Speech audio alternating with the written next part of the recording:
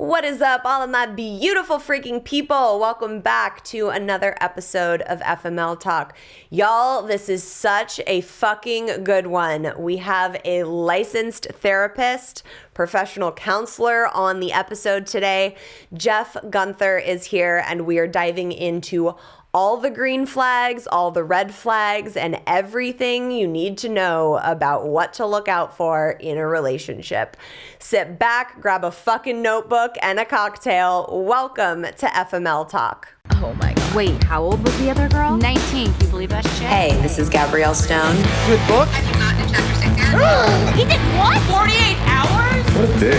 Yeah, but have you seen all the photos on her Instagram? And this is FML Talk. Oh, no, she didn't. Y'all know I love a good self-love cocktail and occasionally an actual cocktail. I have always notoriously hated the taste of alcohol and needed it disguised in a good mixology cocktail until I discovered Neft. Because Neft is a premium vodka in its purest form with non-GMO rye, it has a light taste full of character. Not only is Neft one of the best tasting vodkas I've ever had, it also comes in the cutest packaging I have ever seen. Their unbreakable barrel keeps it chilled for up to 6 hours, making it the perfect drink to take just about anywhere. Join me in adding a little actual cocktail into your self-love cocktail with Neft vodka. Cheers! You guys, when I first found Jeff's TikTok page, I was like, holy shit, this is gold. I have to have him on the show. The information that he puts out onto the internet is so invaluable for people that have been in shitty relationships, that are venturing into new relationships. It is going to give you a comprehensive guide of like what to look out for, what to be weary of, what to do when certain things arise. It's just a really great deep dive into all things relationships. We're going to get into emotional intelligence, what the fuck that even means, and why it's so important in a relationship. So let's dive right in. Jeff Gunther, welcome to FML Talk. I am so happy to have you here. Yeah, I'm really happy to be here. I came across you on TikTok, as I'm sure you have heard many of times, and started binging your content and was like, oh, this guy knows his shit. I need to have him on the show.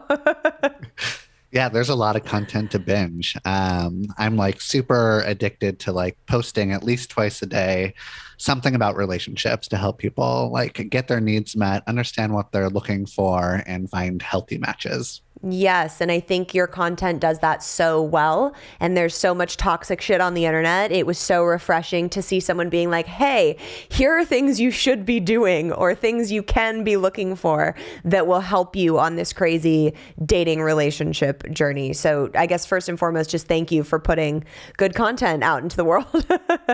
Yeah, 100%. I mean, there's a lot of people that are looking for relationship advice, especially when you first get into a relationship and what to look for in order to try to figure out like if this is going to be a good match for you. And that's really hard to do sometimes. Yes, so hard to do when you have those fucking love goggles on and you're just blinded by the feelings that are swirling around in your heart center. So first, before we dig into today's episode, can you kind of tell me a little bit about the type of therapy you do, your background and whatnot?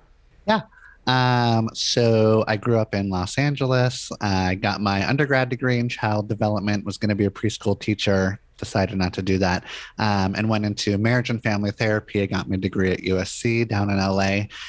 Moved to Portland in 2005, right after I got my degree, and I started my private practice. And I typically focus on individuals that are feeling really anxious in relationships. So feeling like, the anxious attachment style, love those anxious babies.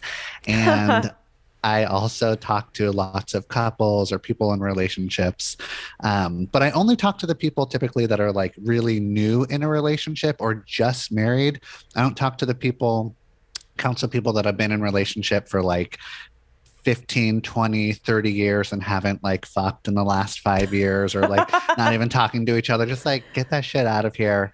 I'm not your therapist. I want to deal with the people that like still love each other and they're like getting into fun fights. That's yes. Oh, that's fun. I love that. Can you really quickly take us through what the different attachment styles are? Because I've always been really interested in that. And I feel like a lot of people don't know necessarily what they are.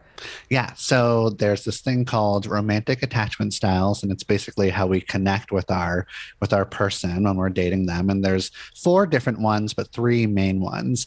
If you're the 4th one that I'll get to at the end, you're only 1.5% of the population. So there is the anxious attachment style, and they're sort of like labeled as somebody who's like quote unquote like needy or insecure, worried about the relationship lasting, usually wants to have more sex and get more affection, asking for lots of reassurance, or not asking for reassurance, but really wanting to ask for reassurance. So they're sort of like feeling more anxious. And then there's the avoidant attachment style.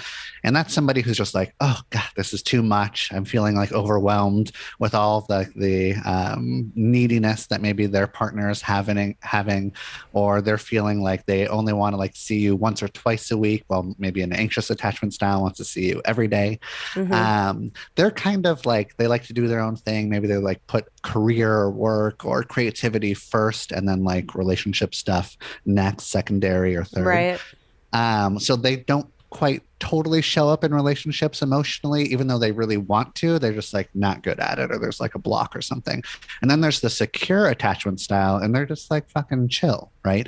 Like they know how to like hold emotional space for somebody. They know how to reassure somebody, and they also know how to create boundaries and let them know that they need like time on their own. So they're really balanced, and we love those folks, but they're super fucking boring. Like we don't watch them. There's no like relationships on TV that are good, like secure role models, because that's not interesting. Like we want the drama. And then there's the 4th one, just like 1 or 2% of the population, and they're disorganized attachment. And so they kind of have the worst of all worlds, which is like they can feel really anxious in relationship and also feel really avoidant. So they want to trust you and they really want to get close to you. And then they get you to get close to them. They're like, I'm freaking out here. Like, this is too close. I don't trust this. And then you pull away and they're like, where did you go? And it's just sort of like a roller coaster. Right. Right. Back and forth. And those are very interesting, lovely people to be in relationship with, but it's kind of a mind fuck. Like it's really hard to like attach them securely or have like a consistent relationship with them because they're sort of all over the place. Right. If you guys aren't watching this on YouTube and seeing my face, it's because he's describing my ex. So I'm like, oh, it makes all the sense in the fucking world. How do people figure out what their attachment styles are if they have no idea? There's a pretty popular book called Attached. It's a little pop psychology, but there's nothing wrong with it. And so if you look up that book Attached, or even like Google and go to their website, there's like a little quiz that you can take, and it'll spit out your attachment style. One of the things that they say in that book, which I'm not a super fan of, is that like maybe the anxious attachment style should try to not be with an avoidant attachment style. But it's so hard for us to like not get together. And there's actually like, it can be a very healing relationship if both attachment styles learn how to like be in that relationship in a healthy way. Yeah, absolutely. Is it possible to change your attachment style? Like I feel like I was an anxious attachment style and now I'm more of a secure, boring as fuck attachment style. Yeah, I'm the same way where I used to be more anxious and now I'm more secure, but I'll always like in times of crisis or real, like, I don't know what's going on here kind of stuff, I'll skew more anxious. Yeah, same. So you can learn to be more secure if you want, but there's sort of like this baseline anxiety or avoidance or disorganization that's always going to kind of be there.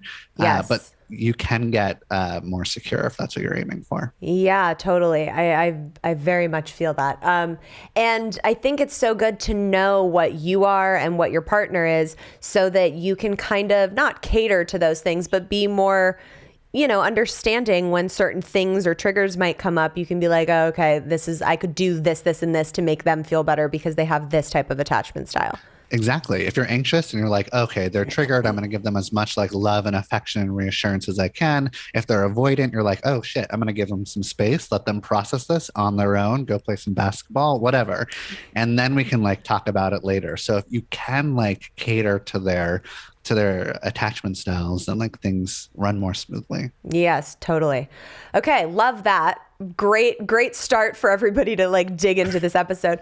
Now let's talk about, we've done a lot of, kind of red flags on certain episodes. So I want to start with what you think some green flags are in relationships, because I don't think that's talked about often. Like it's always like, oh, look out for all of this shit. But what are we supposed to be looking for? Like what are good signs when we start to get into a relationship that are like, okay, good. This is a good sign to keep going forward? I mean, one of the things that I talk about a lot and that I counsel my own clients on is like, is the person that you're dating or that you're partnered up with, and do you like have high emotional intelligence? So a lot of my green flags and red flags are all connected to whether or not you have high emotional intelligence. And emotional intelligence is like the ability to perceive, control, and evaluate your own emotions. So it's like being present with your feelings, understanding like, oh, I'm having an emotional experience and I'm sad or I'm angry or I'm frustrated or I'm insecure, or looking at my partner and being like, oh, they're feeling an emotion and it looks like they're feeling upset and scared and fearful. So if you can like understand your emotional experience, your partner's emotional experience, typically you have like a higher emotional intelligence. But there is like a disclaimer here, because it's kind of like a sort of a privilege to be able to like have high emotional intelligence, because that probably means, not all the time, but it probably means that you're neurotypical and that you're not neurodiverse, which means like if you're neurodiverse, that means that you have ADHD or OCD or you're on the autism spectrum. And a lot of those like disorders have a hard time or ability like managing their emotions. So just because you're like on the autism spectrum and you might not have like high emotional intelligence, it's because of the fact that you're on the spectrum, and there's nothing really like, we don't need to shame you for it. I don't need you to feel guilty about it. There's like all these other fantastic things about you. So I just want to like throw that out there, that sometimes we're like, oh, if you're like really emotionally intelligent, then you're like kicking ass and you're amazing. But some of us aren't able to do that because we can't like access our emotions like everyone else can. You know what I mean? Yeah. So, but we can like dive into green flags.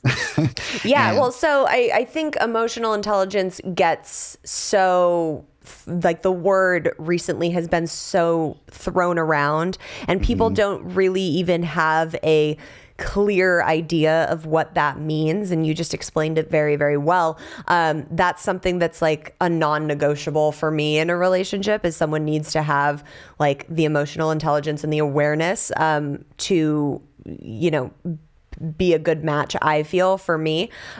So when you said that looking for green flags in regards to emotional intelligence, what does that mean? I mean, it also, before we get into like specifics of green flags or red flags, it's also, I want to say that like emotional intelligence can be something that you're born with, right?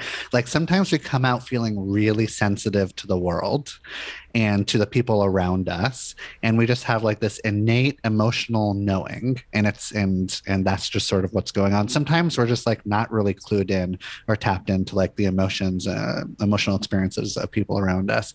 And sometimes that we can be like influenced or learn about emotional intelligence or how to like handle our own emotions based on our family or the adults around us, the experiences that we go through, the gender norms. Like women are more like they should be more sensitive, and so they connect with their emotions maybe more freely, while like a man or something is just like, you shouldn't be emotional and you're weak if you're vulnerable.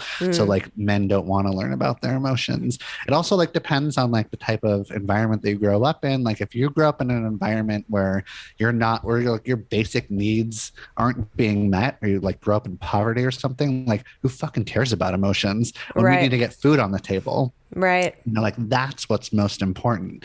So again, it's kind of like a privilege again to kind of like be emotional and emotionally intelligent, even though I want everybody to be. And also if you grew up like in a family that had your parents or caregivers were like addicts or alcoholics, all of a sudden you might become like very hyper vigilant reading your family members or your like alcoholic father because you're just like, "Ugh, I don't know how he's going to be or if he's going to be mad or angry." And so you're growing up in a traumatic situation, but you're like your emotional intelligence is skyrocketing now because you have to read all of the things around you and try to figure out like how your dad is feeling so you don't Right. get in trouble or you don't get yelled at, you know? Yeah, absolutely. Do you think that emotional intelligence can be learned? Is it something that you can develop over time or work on? Yeah, 100% it can be learned. If you're like neurotypical and you're not struggling with like Right. ADHD or OCD or autism, but it can definitely be learned. And you can learn it by reading books, by looking on TikTok, by searching on YouTube, or you can learn in your relationships, whether they're friendly or coworkers or romantic. But definitely in romantic relationships, there's a ton of ways to learn. And it's like, you can just like ask your partner to like train you. If you're Teach me your yeah, ways. you can ask them, be like, if you're feeling a feeling, like tell me what you're feeling and tell me how I can support you. And if your partner can like tell you how they're feeling and how they need support, then you can start responding to them in like a really good, emotionally intelligent way. But there's a ton of things to look out for, a ton of green flags and red flags to look out for when you first starting to like get into like the dating scene and you're meeting new people. Yes, hit So, me with those. okay. One of the things that you might want to just like ask, like me, even on the first date, like a regular question, just be like, how are you doing? How are you feeling?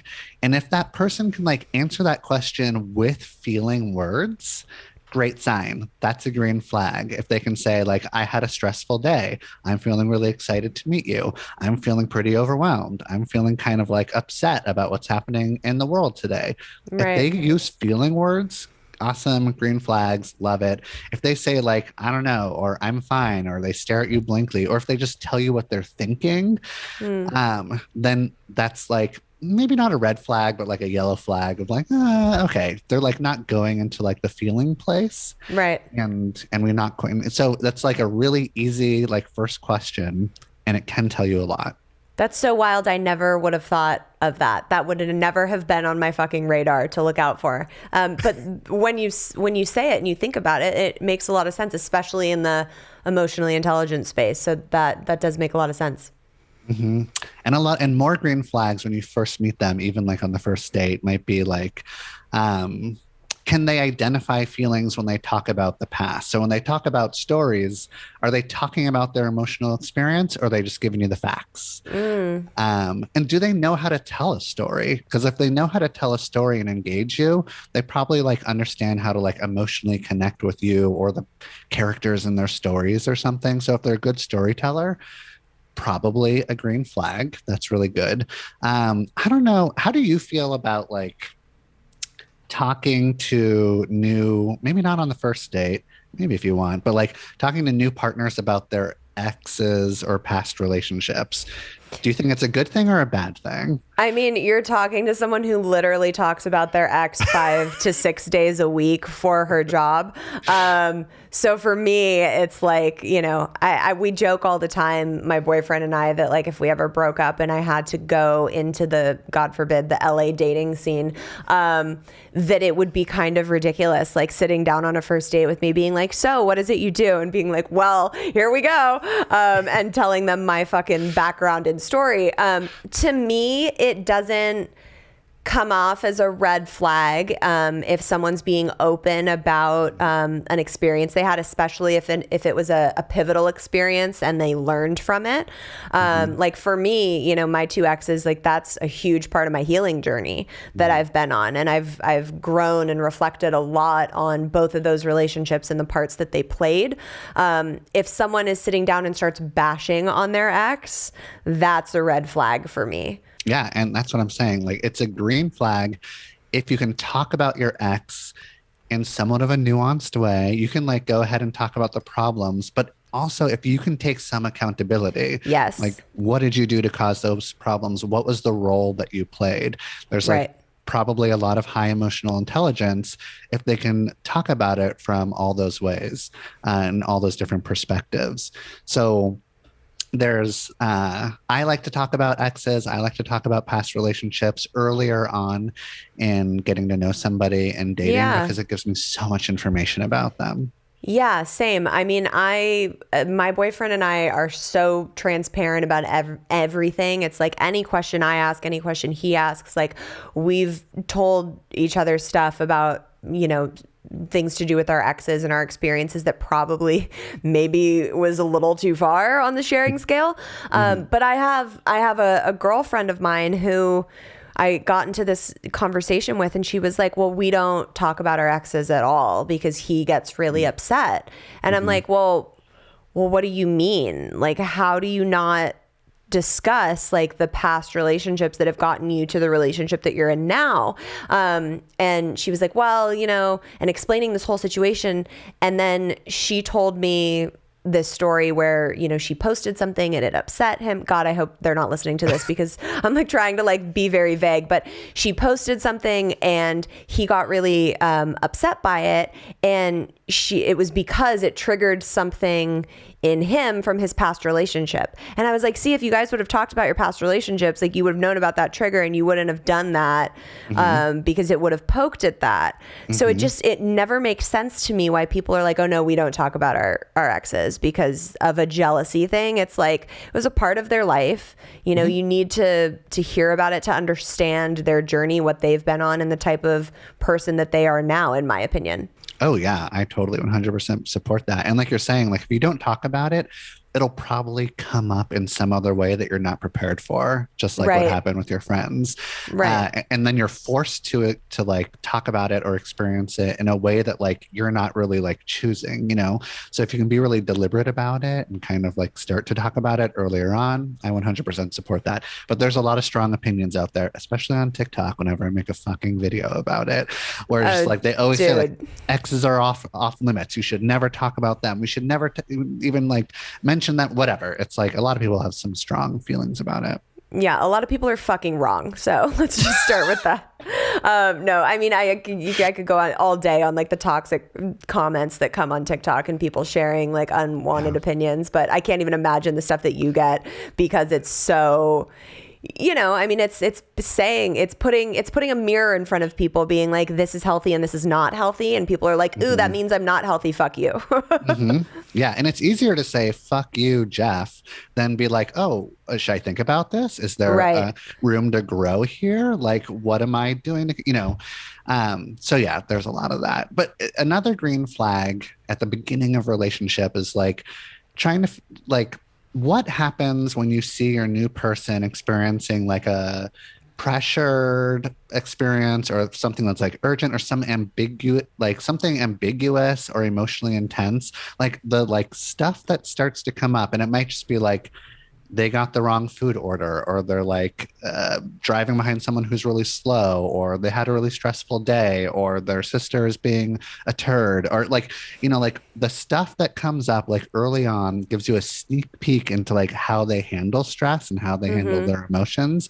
And if they're really reactive and blamey and don't take accountability, then that's probably a red flag. But if they can like be present and thoughtful and understand like that they're feeling emotional, then that's huge. It's another green flag. Yeah. Big time. I think that it's the same kind of thing as if you were to watch someone treat a waiter at a restaurant badly, like that's a huge red flag to me. And so, yeah, that reaction of how they handle things that aren't necessarily comfortable is very telling. I want to go back really quickly because it struck me when you said this. If you're on a date and they really like know how to tell a good story and, can emotionally connect to the characters we're talking about. All I could think of in my head was like, yeah, but so can narcissists. Like that's a trait for them to be able to really captivate you in their stories and like really make you feel like immersed in the experience. So how would you, if at all, differentiate one from the other and be able to be like, okay, this would be a green flag. This might be a warning sign. It's a narcissist. If you're dating a narcissist, if you find a narcissist at the beginning, it's really hard to figure out that they're actually a narcissist or Yeah. narcissist adjacent. Like Yes. they're telling those stories because they're manipulating you. And they're telling those stories because they want to get like a very specific reaction out of you. They're telling those stories Mm, because they want to like get something that they want to like have sex. They want to like get you to depend on them. They like want you to like think that they're amazing or that they're the hero of the story. And a lot of yeah. times that's how they tell the story. They're a hero. They're amazing. Look at all the like great stuff they've done or the like the awesome Mm, stuff they've done for other people. Like the stories they tell, they might not have a lot of humility. They like, or even if they do, they can't then tell a story and like be like really humble. Or right. sometimes they're like not able to like engage in your stories. They can only engage in theirs. But even so, like a very savvy narcissist can pretend to be like very emotionally intelligent, and they kind of are emotionally Yeah. intelligent. Like they're sort of masters at it. So they might like hit all these green flags only for you to find out that like they're not actually a safe or healthy person to be with. Right. So look for the green flags, but also there's a small percentage that you could still be fucked, is what we're saying. You can still be fucked, and you'll start to like notice that you're being fucked if eventually you find that they're not very flexible, Mm, or they don't really care about how you're doing or how your day went, or like they start to become like a whirlwind and like it's always about them, and they start to make you feel bad about yourself or that you're not a good enough partner. They start to kind of like gaslight you into thinking that like you're the problem and that it's never them. So you'll start to see these trends emerge where like they're not taking responsibility or accountability for anything. They pretended like maybe they did at the start, but when it comes down to it and the brass tacks, like they're not actually who they said they were. And those right. are some like really big red flags. Yeah, for sure. Also Um, in ways that like you have sex with them. Like so there's a lot of like emotional intelligence that comes up like when you're having sex with somebody. It's a really vulnerable, scary, like yeah. thing to have sex with somebody, especially when you first having sex with them. So like if something goes wrong in sex, which like a lot of times it does at the start, like Hmm. maybe if you have a penis and you can't get hard, or if you can't get wet or get stimulated or get excited, like it's clunky and funky when like you start having sex with somebody. But if Sure. somebody can just be like, oh, we're going to stop. I'm going to be here for you. What do you need? Do you want to take a break? Do you want to do something else? Like if they can be like Mm, really emotionally present and make it so that like they're not shaming you, and maybe like they're not even taking it personally. Like if you're not like getting turned on because you're not getting it up or you're not getting wet enough or whatever it hmm. is, they can like be like, oh, that's not me. That's just the fucking situation. Like we're having sex with Right. with each other for the first time, and it's just about connecting, and it's not about orgasming. It's just about Yeah. like have like feeling good, and it doesn't mean that like we have to like be hard the whole time or something, you know what I mean? So Yeah. like there's a lot of nuance, a lot of emotional intelligence that goes into like first having sex with somebody, and also just like feeling comfortable with them and safe with them, you know what I mean? Totally. Yeah. And God, I resonate with that so much because I came from a marriage that was very sexually toxic. It was like, I always need to have sex. I need more sex. I need it this way. And it was like, I always felt so pressured Mm-hmm. to give more of myself, even when I didn't necessarily want to.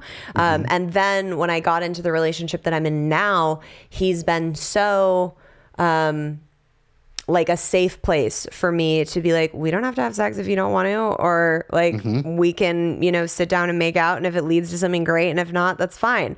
And it was like almost like I had to reprogram my brain into not associating sex with pressure, which was a huge, weird thing to undo from my mind. So I think that's a huge. I'm validating that green flag because I've seen it in my relationship, and it's so appreciative, and it's made my sex life better knowing that pressure is taken off from my partner. Yes, to know that you can say no and reject your partner, and then they won't throw a hissy fit, or they won't make you feel guilty about it, or they won't shame you, or they Yes. won't punish you subtly or not so subtly is fucking huge. Go ahead and like in the first month or week or whatever it is, reject your partner. See how it goes. Don't be a dick about it or something. Don't like try to Right. play with them or anything. But like if you're not in the mood, go ahead and just be like, no, not feeling it, and see how they react to it. Because it's a vulnerable thing to like go ahead and try to make a move and want to have sex. And Yeah. then if you can like handle your rejection in a way that's not childish and immature and like making the other person feel bad, so many green flags about it. I love it. Yes. Yes. Okay. Are there any more green ones that are super important, or should we get into the red? Let's see, green flags. They, when you are having an emotional experience, they make you, or at least try to make you feel seen, heard, and understood. Mm-hmm. If you feel like they like really understand what you're feeling, or if they don't understand what you're feeling and they're just like, oh, I don't get it. Can you tell me more about that? Right. Then huge green flags. If they can like reflect how you're feeling, ask follow-up questions, ask like clarifying questions, really big green flags. Yeah. If they're having like an emotional experience, they know what type of support to ask for. Maybe like they need you to distract them and play video games. Maybe they want to do fitness with you. Maybe they just want to be seen and heard. Maybe they just want to vent and they don't want you to do problem solving. Maybe they need space and they're like, I need 15 minutes, babe, or 1 hour, or like, actually, let's watch Netflix and chill and talk about it tomorrow. If Yeah. they know what they need, then that's great. If they know that they need reassurance and they ask for reassurance, I fucking love it. Like, because a lot of Yes. times we feel too needy or clingy or whatever, we feel insecure. But if they can ask for their needs to be met, tons of green flags. If they know when they're being triggered, um, Yes. I love that. And that's actually, that can be really tricky. That's some like high emotional intelligence. They know when they're being triggered. They know what type of like compassion or support to ask for. They know that like they're triggered right now and it's going to pass, or they're getting into an argument with you and they want to connect with you. Like, and they want to be like, hey, we have the same goals right Right. now. Like, this is what we're like looking for. But a lot of times when you're getting into an argument or you're feeling frustrated, you're either triggered or you're not triggered. Yeah. And it's important to like try to connect or try to talk with each other while you're not triggered. And if you are triggered, you need to know or try to figure out like what to do with that. Yes, big time. You did a video on TikTok that was like, before I even had started following you, this is like one of the first ones that popped up on my For You page. And it was like 5 signs that you're in an emotionally intelligent, healthy relationship. And I watched it and I'm like, check, check, check, check. And I sent it to my boyfriend. I'm like, look, we're perfect. It's great. We're doing great. Because it's validating when you've come from toxic relationships or unhealthy relationships and shitty dynamics. And then you're in something and you can be like, oh, I do that and we do this and we've got this. That's one thing that I love about your page so much, other than the fact that it's teaching so many things to look out for, that it validates a lot of the work that we've done in relationships as well. Yeah, people eat those green flag videos up because like it is incredibly validating and they feel really good about themselves. And it's also presented in a way of like, oh, I don't know if I have that flag, but maybe it's something I can work on, or maybe that's Right. something I'm going to go for. Yeah. Yeah, like even when you started, the first one you said about when someone asks how you're feeling, whether it's like, oh, how are you? My go-to is I'm good. And now I'm like thinking like, why do I say that? Like maybe there's a more descriptive way to tell people how I'm feeling. So I can see that, like, having things pointed out and being like, oh, I could work on that for sure. Yeah. I love that. So let's take a turn from the green and go into the land that we all walk through pretending we don't see any of them. What are the red flags that you so often are like, these are some like warning signs to look out for? I mean, the reason that we don't see them at the start is because like, it's the honeymoon stage, or what a therapist would call the mutual positive projection stage, where we're like mutually projecting all the positive things and we're only looking for the good things because we want to believe that our like new person that we're falling head over heels for is amazing and has all the green flags. And you need that time, the honeymoon period or the mutual positive projection period, because that's what like creates the structure, the stability, and the safety, so that like eventually when you fall on like harder times, you're able to be like, well, we have like all this built up positivity and love. Right.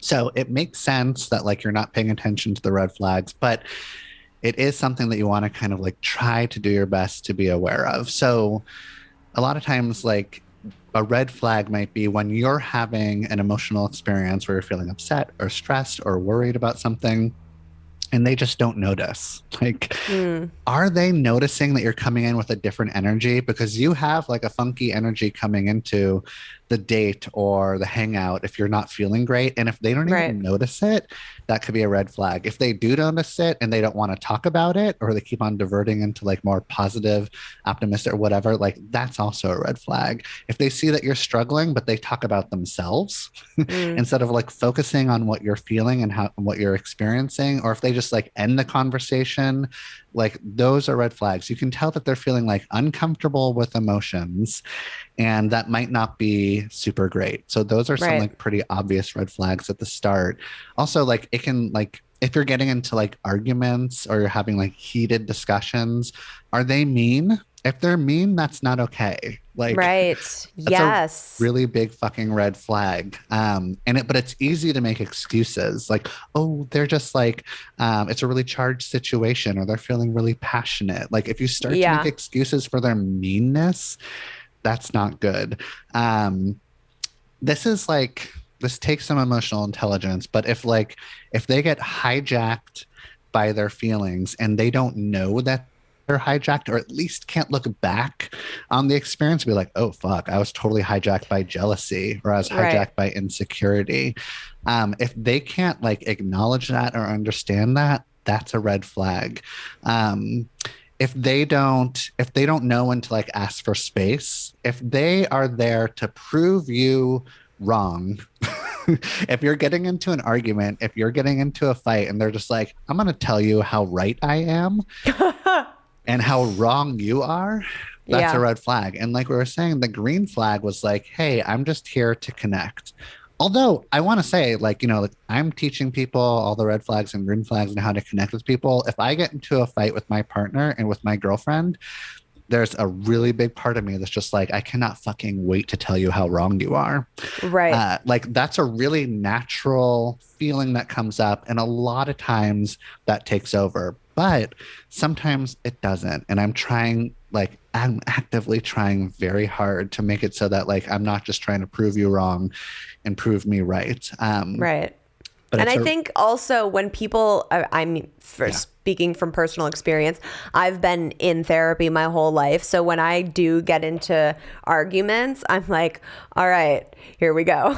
Like, I'm fucking equipped, y'all. Like, I can have the tone. I can, state my case. So I get that when you get into those arguments, sometimes you get lost in a cycle of wanting to just be right and make the other person see your perspective so much. I can't tell you how many times I've said to someone I was fighting with, I wish there was like a therapist or a third party here to like hear this situation, to side with me and tell you that you're fucking insane. And that's the thing is like, as a couple's relationship therapy, like whether it's number one rule, don't side with anybody. And it's like the cliche bullshit response that a therapist, will be like, oh, I'm not siding with anybody. I'm siding with the relationship is what we say. But really we're siding with somebody. And and it's usually the person, whether we like it or not, it's usually the person that has like more emotional intelligence that's like trying to like see like from different perspectives. And understanding that like there might not be any objective reality to what you two are talking about, and it's all subjective reality. So like, how can like we honor your subjective reality and then honor like the other person's subjective reality? And it takes like a ton of emotional intelligence and lots of green flags to be able to like put your shit to the side and just be like, I'm just going to like listen to what you experienced. Yeah. It's a red flag if somebody's just like not even trying to do that. It's a hard thing to do, but like it's a green flag if you're trying to do it, a red flag if you're not even trying to do it. If you're so convinced that your version is the right version, that's a red flag. Because as your therapist, I don't fucking give a shit about what you think is the right thing. Like I care about your partner's emotional experience, and I want you to care about theirs. And then we're gonna do you. And then we're going to care about your emotional experience, and they're going to care about yours. And if you can like connect on that and have compassion for each other, there's like so much healing that can happen. Yeah, big time. Ooh, I love that. Okay, so for the people that are listening that are like, cool, Jeff, great, Gabrielle, I hear you guys. This is the shit to look out for, or these are the things that are red flags in relationships. I'm married and my partner like won't go to therapy with me and he's not fucking emotional intelligent, or she, whatever, my partner. What the fuck do I do? Gabrielle's advice is like, get into a different fucking marriage or relationship. But like, what would you say to someone who's like, I don't know what to do because I'm seeing these red flags. I'm not emotionally heard when we're having a discussion or an argument. Like what then? You know, I don't think that your advice is bad advice. I mean, yes. But like I'm a therapist that believes in ending relationships when they're not working for you. But there's other therapists out there that are more about like every relationship. They're just like 100% relationship advocates. We're like, we're going to do everything that we can, unless there's like horrible abusive shit going on, or you're married to a narcissist or something. But you know, there's like things that I say, I might not specifically say to a couple like you should break up, but I'm going to like basically say it when I say things like, why is it okay for you to be with somebody that's never going to meet your needs? Yeah. You know, like clearly we've been talking for a while here, and this guy has no emotional intelligence and has no fucking desire to like learn any emotional skills or upgrade his emotional intelligence. So I'm going to be like, why is this okay with you? Clearly they're never changing. Do you want to be in a relationship like this for the rest of your life? I'm going to say it in front of that dude that like is in, just to like see if I can get a reaction out of him as well. Because like, look, I just put your relationship on blast. I'm basically telling your partner to leave you because you're not able to meet their needs. So are you going to step up? Are you going to feel panic? I'm trying to get you to feel anxious.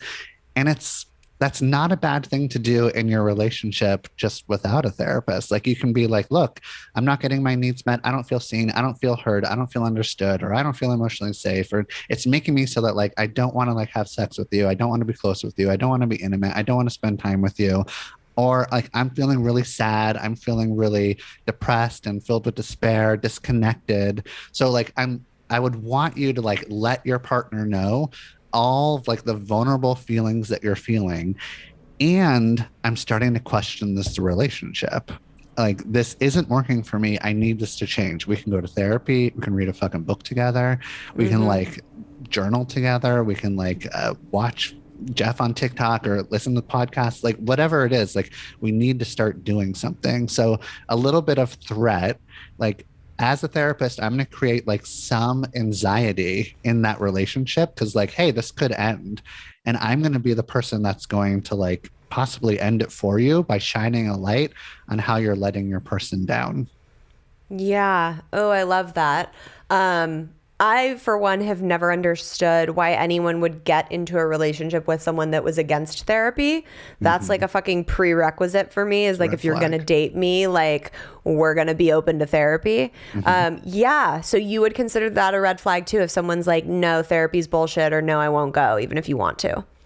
I mean, I consider it a red flag, while also like understanding that like there are different cultural norms, or you know, like you might like grow up in a family or place or culture where it's just like therapy is fucking out there, and instead we're going to do other things. But I think personally it can be a big red flag, because like that's a place to like get challenged and grow and heal. And you're not always going to have all the answers in your relationship. I mean, probably not. And so you need like a third person to come in and like shine a light on what's going on. So yeah, it's a red flag. Yeah.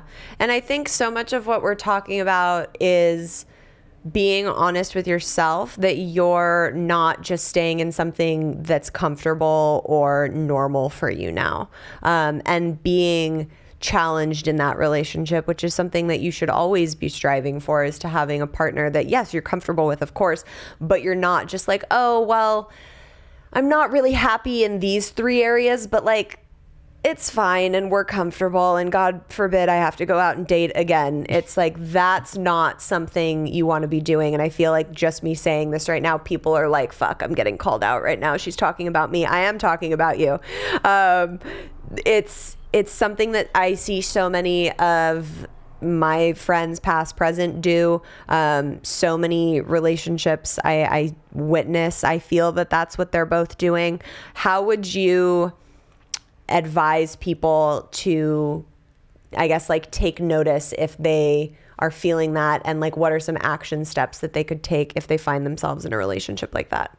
Like you're saying, like there's a bunch of listeners that are hearing what you're saying and they're being called out, and it's important that you're honest with yourself. Like, be honest with yourself about the fact like that you're staying in a relationship where you're not feeling totally fulfilled. And no one's going to be like 100% marking all the boxes or checking all the boxes, but you know, when you're in a relationship and you feel like you're not into it or you're not getting important needs met.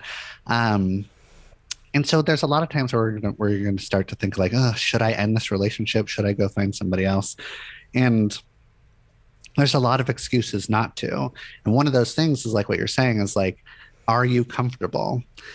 And if you feel like being comfortable is more important than like being happy or feeling connected and being loved and thriving in a relationship, then okay, I guess you've made your choice.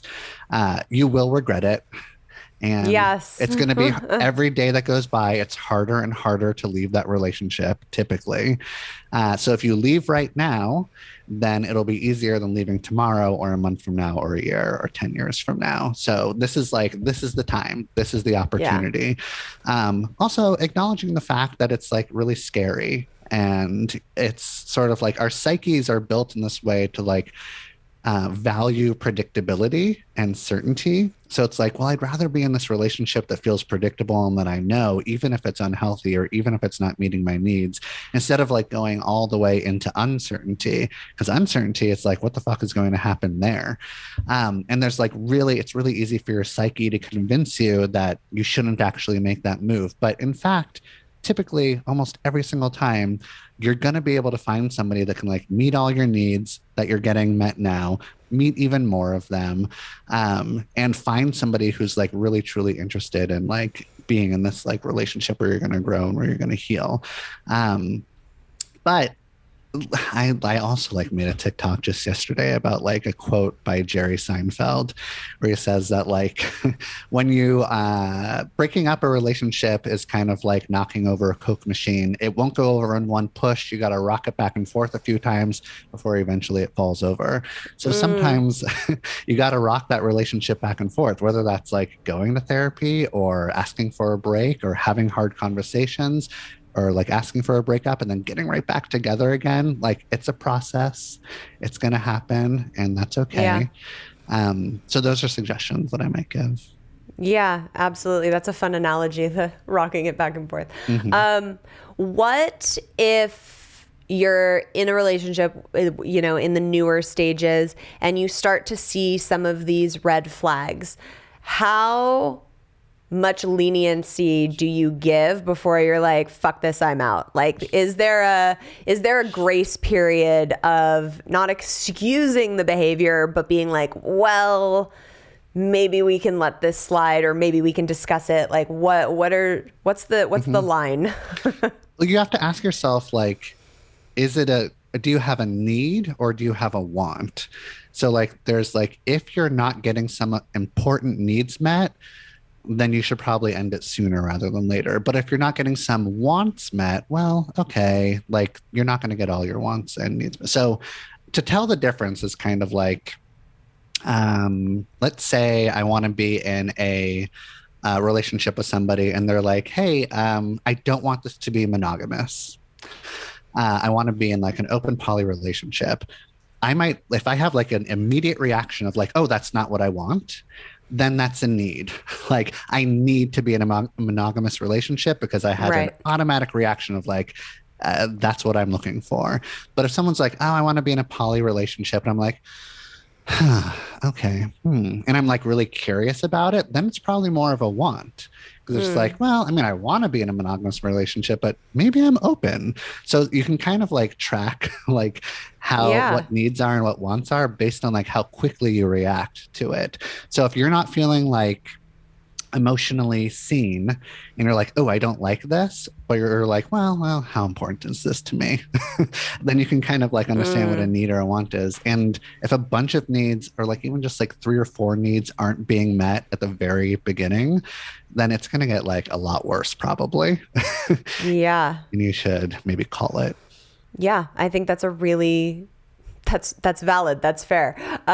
Because I know so many times my listeners that write in are like, well, we're in the first 2 months and I'm starting to see like some warning signs, but I'm excusing it because like his relationship with his mother, or it was probably because of his last relationship and he never healed. Like, and it's like at some point you have to be like, okay, how many things are you gonna let add up on that list before you're like, the negative is now outweighing the positive, fun, happy relationship that I thought I was entering into at this point. Yeah, and all really super valid. Like, we have traumatic relationships with our family, or we have like past toxic shit that goes on with our exes. And it's good to be compassionate. Like, go ahead and be compassionate to that experience. However, just because they have like it's valid that they're acting or behaving that way, you still don't have to put up with it. Right. So go ahead and name it. Be like, I don't like how you're treating me when you get really angry, or I don't like your road rage, or I don't like how you dismiss me, or whatever. And if they can be like, noted, I get it, and I want to go ahead and change that, then that's a green flag and that's really good. But then they have to like show progress. And the Yeah. progress can be slow. That's fine. Like, some of these things are like hard to change because you've been like this your whole life.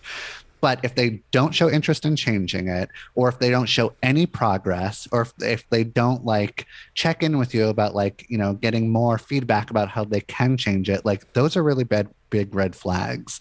And that's going to happen probably like earlier on in the relationship. So I want to know that like, you're trying to figure out how you can grow into a better partner for me, because I want to be a better partner for you. Yes. Love that. What are some things when you're in a more long-term relationship that you can kind of look at as a checklist, if you will, of like, these are signs that you're in a good, healthy relationship and that like you're doing okay and you're on the right track? If you're feeling like you're being like seen and heard and understood emotionally, that's a really good sign. If you feel like you have good communication where like it's not hard to understand each other and you like fall into a groove where you can feel like really comfortable together, that's a really good green flag. If you feel like you can kind of like do your own thing, just sort of like go on vacation by yourself, or go hang out with your friends, or like get really into like a creative project or your job or something, but know that like your person is always there to like support you and cheer you on, that's really good. If you share the same, you don't have to share the same goals and dreams and vision, but if you do, that's a bonus. But at least like having your partner support what your dreams and goals are, and you support their dreams and goals, that's a really big green flag. If there's still like, if you're able to like add novelty to the relationship, like new shit, whether it's like new sexy stuff or new vacations or like new dinners or new friends or whatever it is, like a novel, like if you're adding novelty in the relationship, that's really huge. That's really big. If you feel like you can rely on them, if you feel like you know that they're always going to be like a support as best as they can, that's another green flag.